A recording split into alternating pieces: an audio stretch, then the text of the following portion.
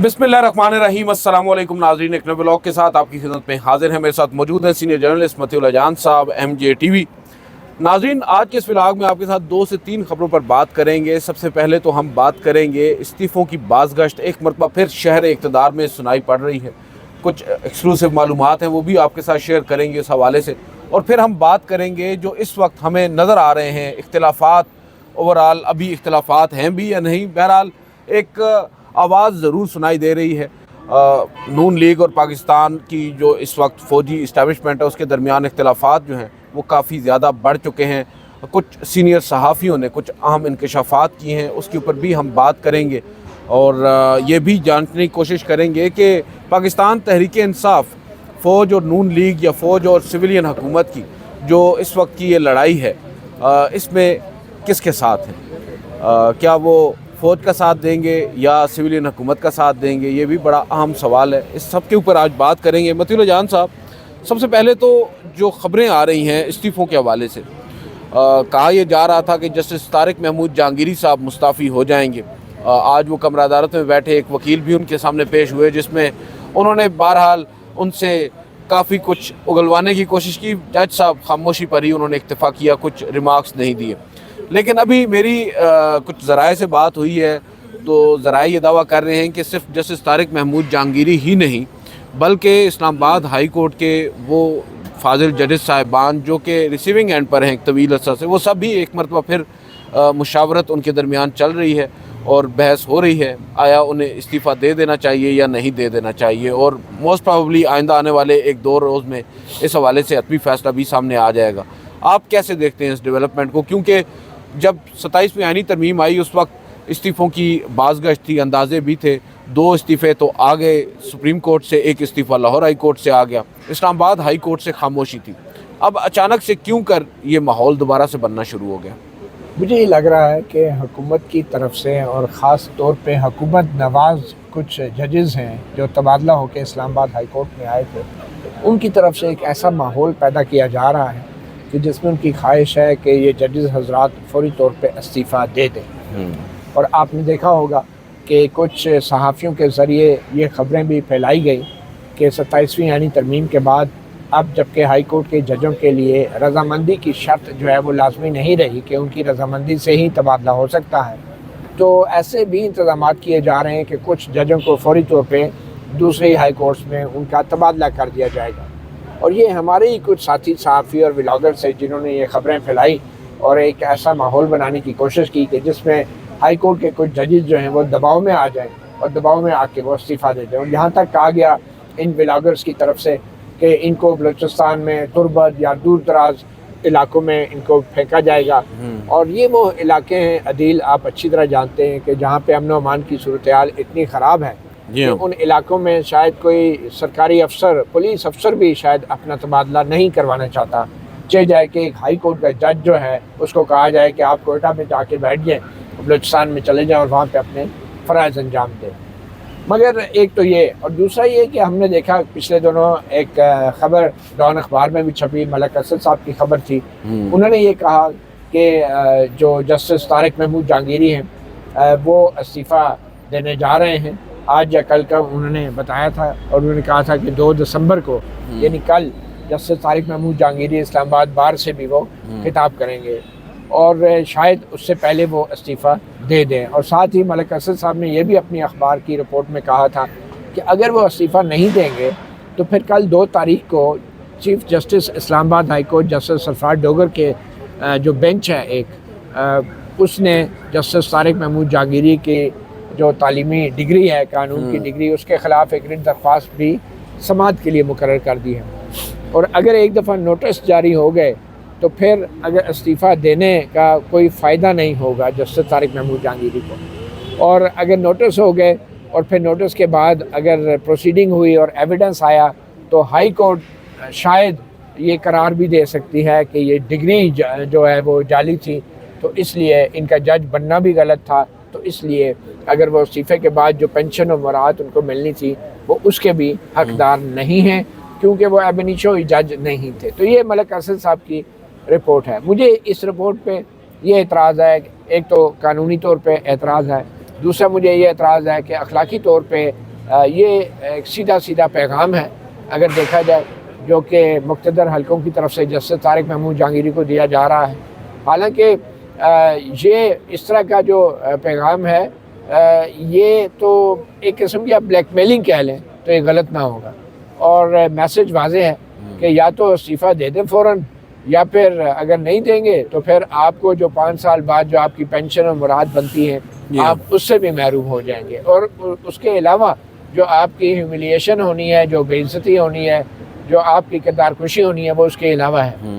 تو یہ ایک مقتدر حلقوں کی طرف سے پیغام دیا گیا ہے، اور جسٹس طارق محمود جہانگیری آج کمرہ عدالت میں موجود تھے۔ میں بھی ان کی عدالت میں آج بیٹھا تھا جب وہ ایڈوکیٹ حافظ عرفات صاحب نے روسٹرم پہ ان کا جو آج کے دن کا جو آخری کیس تھا اس میں انہوں نے کہا کہ یہ جو کچھ خبریں ہمیں سننے کو مل رہی ہیں کہ کوئی استعفیٰ دے رہے ہیں کوئی جج صاحب، یہ بڑا افسوسناک یہ بات ہوگی، اور میری یہ خواہش ہے کہ ایسی کوئی چیز نہ ہو۔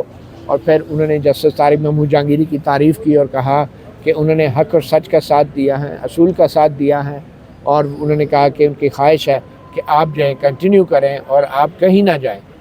بہرحال جسٹس طارق محمود جہانگیری مسکرا دیے اور انہوں نے تھینک یو بولا، اور کسی بھی قسم کے ان چیزوں کا جواب نہیں دیا، اور یہ آج کے دن کا آخری کیس تھا، تو اس کے بعد وہ کمرہ عدالت سے اٹھ کر چلے گئے۔ تو یہ ساری صورتحال ہے، اور استعفوں کے حوالے سے آپ بھی کچھ بتا سکتے ہیں، کچھ دوسرے ججز کے حوالے سے بھی سنا ہے کوئی بات چیت ہو رہی ہے؟ جی سر، ابھی بات ہوئی ہے کچھ ذرائع سے، وہ یہ بتا رہے ہیں، میں تو یہ کنفرم کرنا چاہ رہا تھا جسٹس طارق محمود جہانگیری صاحب کے حوالے سے کہ آیا وہ استعفیٰ دے رہے ہیں یا نہیں دے رہے، تو مجھے تو یہ بتایا گیا ہے کہ دیگر ججز صاحبان بھی ہیں اور آپس میں ان کی مشاورت چل رہی ہے، اور 1-2 روز سے یہ مشاورت کا عمل جاری ہے، اور ابھی حتمی فیصلہ نہیں کیا گیا، لیکن جو مجھے تاثر مل رہا ہے وہ یہ ہے کہ استعفیٰ ایک نہیں ہے، ایک سے زائد استعفے ہیں، اور شاید ججز صاحبان یہ چاہ رہے ہوں کہ اگر ایک نے جانا ہے تو بہتر ہے ہم سب جائیں، اور اگر ہم ایک یونیفائڈ قسم کا کوئی پیغام دے سکتے ہیں اپنے استعفوں سے تو ہمیں اس کے لیے جانا چاہیے، بجائے اس کے کہ ہم ایک ایک کر کے استعفے دیں۔ جیسے آپ نے دیکھا سپریم کورٹ سے پہلے جو خبر تھی وہ یہ تھی کہ کم از کم 3 استعفے آئیں گے، مگر پھر ایٹ دا 11th آور 2 استعفے آئے، وہ بھی ایک ساتھ آئے، جسٹس اطہر من اللہ اور جسٹس منصور علی شاہ۔ اور پھر لاہور ہائی کورٹ میں بھی ہم نے دیکھا، بتایا جا رہا ہے جو وہاں پر رپورٹ کرتے ہیں رپورٹرز، وہ بتا رہے تھے کہ رات کو 2 فاضل ججز صاحبان نے آپس میں طے کیا کہ کل مستعفی ہونا ہے، صبح کو ایک تو مستعفی ہو گئے، دوسرے آئے ہی نہیں۔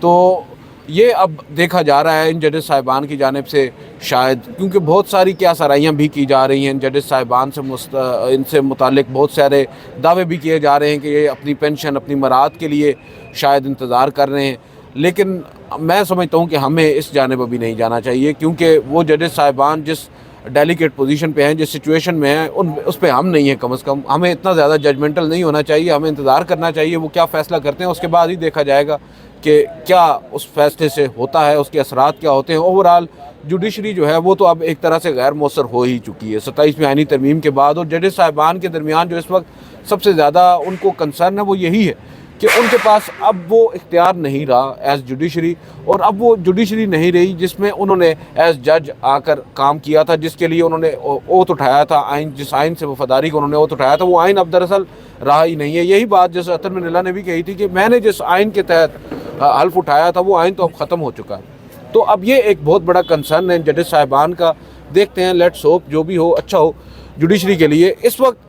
عدیل، لیکن ایک اور بات ضرور ہے، آپ نے بالکل درست بات کی کہ اصل مسئلہ جو ہے وہ کسی جج کے حوالے سے کیس کا نہیں ہے، لیکن مجھے لگ رہا ہے کہ چیف جسٹس سرفراز ڈوگر جان بوجھ کے انہوں نے ایک ایسے معاملے کو سماعت کے لیے مقرر کیا ہے جس کا 27ویں آئینی ترمیم سے کوئی تعلق نہیں ہے۔ چیف جسٹس سرفراز ڈوگر یہ تاثر دینا چاہ رہے ہیں اپنے کچھ قریبی صحافیوں کے ذریعے کہ شاید یہ جو جسٹس طارق محمود جہانگیری نے اگر استعفیٰ دیا یا دیگر ججز نے دیا تو اس کے پیچھے ان کا مراعات اور پینشن کے معاملات ہیں، اور کوئی اصول نہیں ہے، کوئی آئین میں جو ترمیم ہوئی ہے، عدلیہ کی جو آزادی تباہ ہوئی ہے، یہ اس کی وجہ سے نہیں دیں گے۔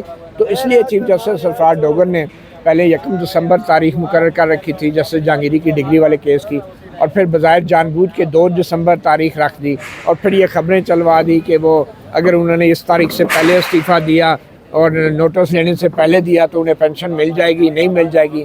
تو اس ساری تاریخوں کو مقرر کرنے کا مقصد، اس کیس کو لگانے کا مقصد اور اب کچھ صحافیوں کو استعمال کرنے کا، جو استعمال ہوئے بھی ہیں، اس کا مقصد یہ تھا کہ تاثر دیا جائے کہ یہ جو عدلیہ سے ججز ریزائن کر رہے ہیں ان میں ان کا ذاتی مالی مفاد ہے، نہ کہ کوئی آئین کی بالادستی کا معاملہ ہے، نہ عدلیہ کی آزادی کا۔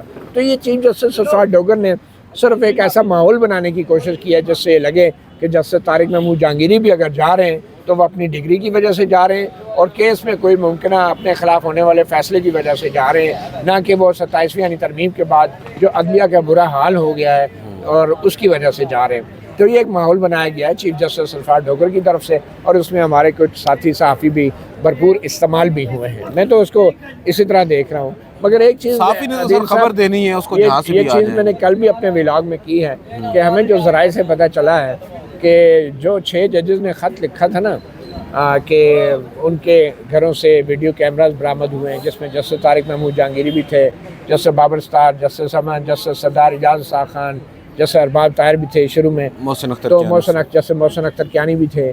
تو اس خط کے بعد ان 6 ججوں کو جو ہے میں سمجھتا ہوں بھیڑیوں کے آگے ڈال دیا گیا، اور ان 6 ججوں کا خط جو چیف جسٹس قاضی فائز عیسیٰ کے دور میں لکھا گیا تھا، جسٹس قاضی فائز عیسیٰ نے بیک سٹیبنگ کی ہے، کمر میں چھرا گھونپا، اپنے ججوں کو پروٹیکٹ کرنے کی بجائے ان کو بھیڑیوں کے آگے ڈال دیا۔ ویسے اس بیک سٹیبنگ پہ آپ کو ایک توہین عدالت کا نوٹس ہو چکا ہے جی میرے خیال میں، اور وہ قاضی صاحب کو آپ کو یاد ہے وہ قاضی صاحب کے لیے تھی، وہ قاضی صاحب کی بیک میں جو سٹیبنگ کی تھی اس وقت ججز نے، اس وقت قاضی صاحب قاضی تھے، بعد میں وہ متقاضی ہو گئے ان کے بڑے بڑے تقاضے بڑھ گئے۔ بہرحال اینی وے اس پہ اب کیا جائیں، وہ بھی پینڈنگ ہے بائی دا وے، وہ کیس ہی نہیں لگتا۔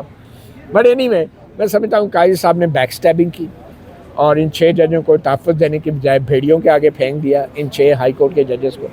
اور اس کے بعد بھیڑیوں کی اتنی ہمت بڑھی کہ اب خبریں یہ آ رہی ہیں ذرائع کے مطابق کہ ایک جج صاحب ہائی کورٹ کے جو ہیں، جسٹس طارق محمود جہانگیری کے حوالے سے بھی یہ بات سامنے آ رہی ہے کہ معاملہ جو ہے اب ان کے بچوں تک پہنچ گیا، اور اس میں قصوروار وہ قاضی فائز عیسیٰ ہیں اور ان کے بعد آنے والے یہ جو چیف جسٹس یحییٰ آفریدی ہیں، جنہوں نے آج تک ان 6 ججوں کے خط میں لگائے گئے الزامات کی تحقیقات نہیں کی، نہ جوڈیشل کونسل میں نہ سپریم کورٹ میں، دونوں جگہ ایک کیس پینڈنگ ہے، ٹھیک ہے۔ اور اب حالت یہ ہو گیا ہے کہ معاملہ بچوں تک پہنچ گیا ہے۔ وہ کیسے کہ ذرائع بتا رہے ہیں کہ کچھ بچوں نے ایک بڑا امتحان دیا اور اس میں بڑے اچھی انہوں نے کی پرفارمنس تھی، لیکن ان کو انٹرویو میں جان بوجھ کے فیل کر دیا گیا، ان بچوں کا مستقبل تباہ کیا گیا، ٹھیک ہے، میں جج کے بچوں کی بات کر رہا ہوں۔ اور پھر ان کو ایک کنوے بھی کروایا گیا ذرائع کے مطابق کہ آپ کے بچوں کا یہ جو ہوا ہے نا یہ آپ کی وجہ سے ہوا ہے۔ تو مجھے بتائیں ایسے ماحول میں کوئی جج کیا اپنا کام جاری رکھ سکتا ہے؟ جب بات بچوں پر آ جائے، جب بات بچوں پہ آ جائے، دیکھیں نا کتنے لوگ جو ہیں ہم میں ماشاءاللہ سے احمد نورانی کی طرف بہادر ہو گئے وہ جن کے بھائیوں کے ساتھ، والدہ کے ساتھ کیا کچھ نہیں ہو رہا دیکھیں۔ تو بہرحال اینی وے میں سمجھتا ہوں کہ یہ بڑی ہی افسوسناک صورتحال ہے اور ہم صحافیوں کو بڑا محتاط رہنا چاہیے۔ جو ججز جو ہیں، جسٹس منصور علی شاہ، جسٹس اطمن اللہ، جسٹس لاہور ہائی کورٹ کے شمس مرزا جو ہیں، اور اس طرح دیگر یہ ججز جو اصولوں کی خاطر اپنے کیریئر ختم کر رہے ہیں، ان کے اوپر اتنا گھناؤنا اور گھٹیا پروپیگنڈے کا حصہ ہم صحافیوں کو نہیں بننا چاہیے، اور بہت سوچ سمجھ کے دی گئی سٹوریوں کو، پروپیگنڈا کو آگے لوگوں تک پہنچانا چاہیے۔ آپ کی بات بالکل درست ہے۔ اب دیکھیں جسٹس منصور علی شاہ، بات تھوڑی سی لمبی ہوگی، جسٹس منصور علی شاہ اگر آپ مفادات کی بات کریں تو اگر وہ مفادات کے لیے کر رہے ہوتے تو مستعفی ہو چکے اس وقت ہوتے جب 26ویں آئینی ترمیم آئی تھی، وہ چیف جسٹس نہیں بنائے گئے تھے، باوجود اس کے وہ سسٹم کے اندر رہے، 1 سال تک انہوں نے کوشش کی۔ جب 27ویں آئینی ترمیم آئی تو انہیں اندازہ ہو گیا کہ اب ہمارا یہاں پر رہنے کا کوئی مقصد باقی نہیں رہ گیا، اور وہ پھر اپنے عہدے سے مستعفی ہو گئے۔ یہاں پر اب ایک اور چیز سر چل رہی ہے، ایک تو ہم عدالتی محاذ پر دیکھ رہے ہیں کافی گرما گرمی ہے، سیاسی محاذ بھی تپ سا گیا ہے۔ ابصار عالم صاحب بڑے سینئر صحافی ہیں، آپ کے دوست ہیں حماد حسن صاحب، ان دونوں کی جانب سے بڑی اہم خبریں، انکشافات سامنے آ رہے ہیں۔ ابصار عالم صاحب نے حال ہی میں جو ایک میڈیا کی جو ہوتی ہے ٹریننگ جس میں سیاستدان بھی جاتے ہیں، وہاں پر NDU میں غالباً اس کا حوالہ دے کر بتایا کہ آرمی چیف فیلڈ مارشل نے وہاں پر 2 سیاسی خاندانوں کا نام لیا یا 2 سیاسی شخصیات کا نام لیا کہ سب ان کے غلام ہیں، اور ان کا جو بیسیکلی حوالہ تھا وہ نواز شریف اور زرداری سے متعلق تھا، تو انہوں نے ان سے پوچھا کہ کیا تیسرا نہیں تھا عمران خان کا، انہوں نے کہا. اس پر یہ کہتے ہیں کہ اب یہ سوچ ہے ملٹری کے اندر، وہ اس طرح سوچ رکھ رہے ہیں نواز شریف اور زرداری سے متعلق. اور دوسری جانب جو سویلین سائیڈ ہے اس کا بھی وہ حوالہ دے رہے ہیں، کہہ رہے ہیں 2-3 بڑے باوثوق قسم کے ان کے سیاسی ذرائع ہیں جنہوں نے بات کی ہے کہ یہ لوگ بھی ہم سے کچھ زیادہ ہی خواہشات کرتے ہیں. جو فوج ہے اس کی بھی کچھ ایسی خواہشات ہوتی ہیں جنہیں پورا کرنا ہماری بس کی بات نہیں ہے. اور بیسیکلی دونوں ایک دوسرے پر اب الزامات لگا رہے ہیں. لب لباب یہ ہے، حماد حسن صاحب یہ کہہ رہے ہیں کہ جو حکومت ہے وہ یہ کہتی ہے کہ آپ ہم سے تو ڈیمانڈ کرتے ہیں کہ ہم گورننس بہتر کریں، ہم اکانومی کو بہتر کریں، ہم رول آف لاء کو جو داخلی امور ہیں ان کو بہتر کریں، لیکن آپ دیکھ لیں کہ معیشت میں بھی آپ نے اپنا بندہ بٹھایا ہوا ہے، ہمارا اس سے کوئی تعلق نہیں ہے. وزارت داخلہ بھی آپ نے محسن نقوی صاحب کو دے رکھی ہے، وہ ہمارے نہیں ہیں، ہم ان کو اون نہیں کرتے. اب جو قانون نافذ کرنا ہے یا جو امن و امان ہے وہ تو وزارت داخلہ نے دیکھنی ہے، جو معیشت ہے وہ جناب وزیر خزانہ نے دیکھنی ہے.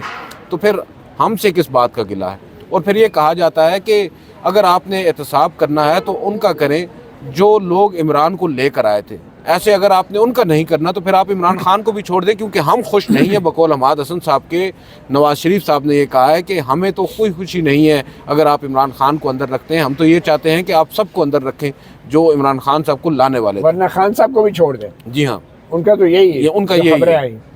دیکھیے بات یہ ہے کہ یہ تو خواجہ آصف صاحب جو وزیر دفاع ہیں، اب معلوم نہیں وہ کس کا دفاع کرتے ہیں. کبھی سمجھ نہیں آتی کہ آج تک ملک کا دفاع تو ان کے ہاتھ میں ہے نہیں. وہ کبھی نون لیگ کا دفاع کرتے ہیں، کبھی اسٹیبلشمنٹ کا دفاع کرتے ہیں، کبھی وہ ہائبرڈ نظام کا دفاع کرتے ہیں اور کہتے ہیں ہائبرڈ نظام پہلے آ جانا چاہیے. اور وہ جیسا دفاع کرتے ہیں وہ آپ نے مہدی حسن کے پروگرام میں دیکھ لیا، وہ دیکھ لیا جس طرح کا دفاع کرتے ہیں. تو وہ عجیب وزیر دفاع ہیں، ان کا شکریہ ادا کرنا چاہیے کہ آج جو آپ خبر دے رہے ہیں کہ نون لیگ میں، حکمران اتحاد میں اور بظاہر فوج کے درمیان یا اسٹیبلشمنٹ کے درمیان کچھ ایک چپکلش چل رہی ہے، تو پھر خواجہ آصف سے پوچھے نا، یہ ہائبرڈ نظام کی جس کامیابی کا وہ ڈھول بجا رہے تھے وہ ڈھول پھٹ چکا، وہ ایک صفحہ بھی پھٹ چکا. لیکن سوال یہ پیدا ہوتا ہے کہ یہ چپکلش ہوئی کیوں ہے؟ اس کے پیچھے کیا حکمت عملی ہے، کیا سیاست ہے کہ اب ان کے بیچ جو ہے یہ کچھ اختلافات کی خبریں سامنے آ رہی ہیں. مجھے یہ لگتا ہے کہ جو بھی تعلق، جو بھی رشتہ، جو بھی شراکت داری اصولوں پر مبنی نہیں ہوتی، آئین اور قانون پہ مبنی نہیں ہوتی، تو پھر دال جوتوں میں بٹتی ہے. یہی ہوتا ہے جو اس وقت ہو رہا ہے اور ہمیشہ سے ہوتا آیا ہے.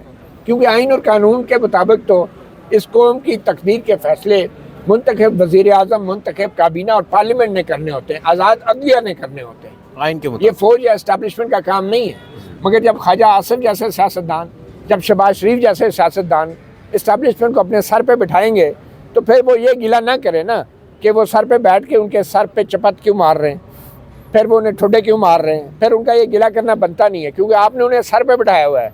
آپ انہیں ایکسٹینشنیں بھی دیتے ہیں، آپ انہیں جو ہے تعیناتیاں بھی کرتے ہیں، آپ انہیں کنسیشن بھی دیتے ہیں، اور پھر آپ رونا روتے ہیں کہ آپ کے ڈیمانڈز اتنی بڑھ گئی ہیں کہ ہماری ڈیمانڈ پوری کرتے کرتے کمر ٹوٹ گئی ہے.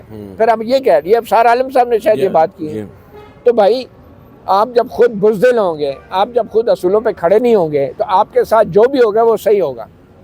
مطلب یہ کیسے ہو سکتا ہے کہ ایک نہیں صحیح کیسے ہوگا؟ اب دیکھیں نا، میں کہتا ہوں، میری بات سنیں نا، ان کے لیے ان کے ساتھ جو ہوگا بالکل صحیح ہوگا، قوم کے ساتھ جو ہوگا وہ غلط ہوگا.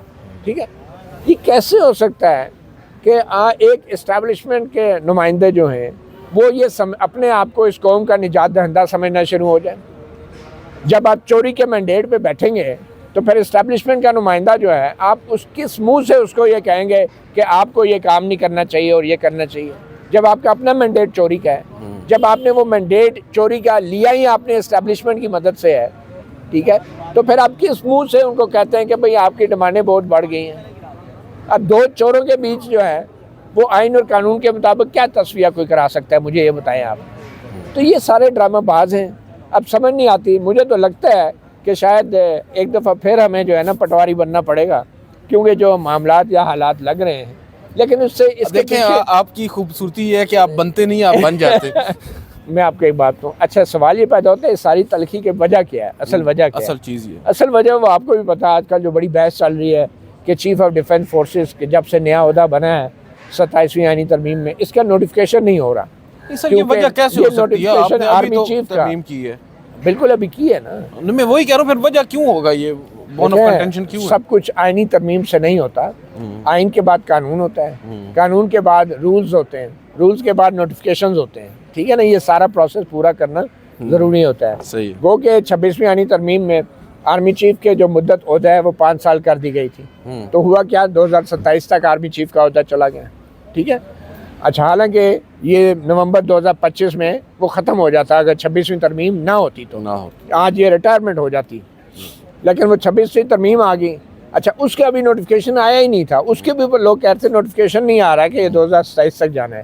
اب سمجھ آتی ہے بات کہ اس وقت کا نوٹیفیکیشن اس لیے نہیں لایا جا رہا تھا کہ کسی نے کسی کو لارا لگایا تھا کہ ہم جو ہے نا آپ کو ایک اور نیا عہدہ دے رہے ہیں تو وہ 5 سال کا کر دیں گے. یعنی اس وقت اس طریقے سے ڈیلے کیا گیا.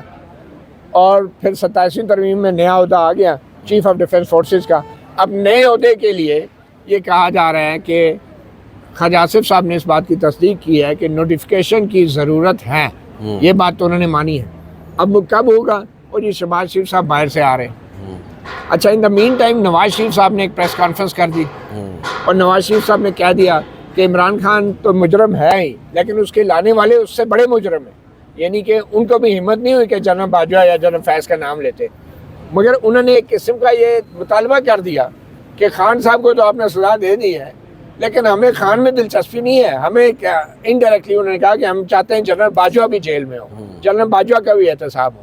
اب مجھے بتائیں وہ کون اسٹیبلشمنٹ کا بندہ ہوگا کہ جو اپنے سابق آرمی چیف کا اس طریقے سے احتساب کرے گا؟ ایک جنرل مشرف کے ساتھ ہو چکا نا, اور اس کا رد عمل آپ نے دیکھ لیا. جب ان کو سزا ہوئی تو کیسے فوج کے ترجمان نے عمل درآمد بھی دیکھ لیا. عمل درآمد بھی کچھ نہیں ہوا اس کے اوپر, ٹھیک ہے. اعزاز کے ساتھ دفنایا گیا. وہ ٹائٹل, وہ مراعات, وہ تمام اثاثے ان کے موجود ہیں, ٹھیک ہے. کسی نے ابھی تک اس پہ بھی پوری طرح عمل نہیں کیا, حالانکہ سپریم کورٹ سے ان کی سزائے موت برقرار رہی ہیں. قاضی فائزی صاحب نے برقرار رکھا تھا فیصلہ, برقرار رکھا تھا قاضی فائزی صاحب نے. بہرحال تو بات یہ ہے کہ یہ سارا جھگڑا جو ہے اس وقت لگ یہی رہا ہے کہ ایک ٹینشن ضرور بنی ہوئی ہے. ادھر سے نواز شریف صاحب نے یہ موقف لے لیا ہے کہ بظاہر یہ لگ رہا ہے کہ وہ یہ چاہتے ہیں کہ میری عزت بحال کرو.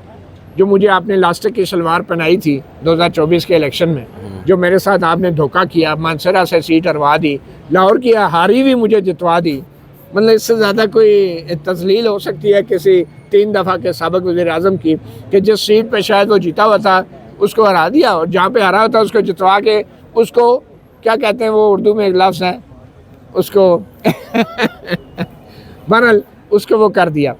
تو اب وہ اسے سمجھ نہیں آ رہی کہ وہ ذرا سے کوئی اگر کھڑا ہو کے بولے گا تو وہ جو ٹرائبونل میں اس کا کیس پینڈنگ ہے الیکشن کمیشن میں لاہور والی سیٹ کا, وہ لگ جائے گا اور پھر کہیں گے جی یہ تو نواز شریف صاحب سیٹ ہی نہیں آ رہے ہیں. مطلب اتنی تذلیل ایک سیاستدان کی.